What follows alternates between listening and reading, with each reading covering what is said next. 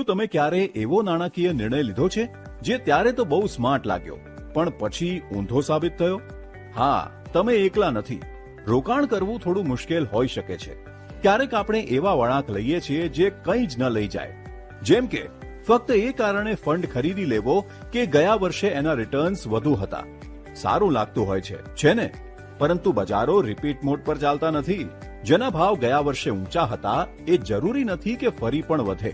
અને પછી આવે છે એ ક્લાસિક મંત્ર, સસ્તું ખરીદો, મોંઘું વેચો.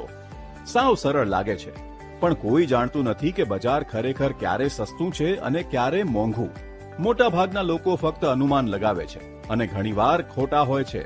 કેટલાક તો ફ્રેન્ડ્સ કે સોશિયલ મીડિયાની સલાહ ફોલો કરે છે. આ ફંડમાં રોકાણ કરો, મારા પૈસા ડબલ થઈ ગયા. પરંતુ જો તે ફંડ તમારા માટે ખૂબ જોખમી હોય તો જ્યારે તે ઘટી જાય ત્યારે તમે ગભરાઈ શકો છો અને ખોટા સમયે વેચી શકો છો. અને એક વધુ સામાન્ય ભૂલ, લક્ષ્ય વિના રોકાણ.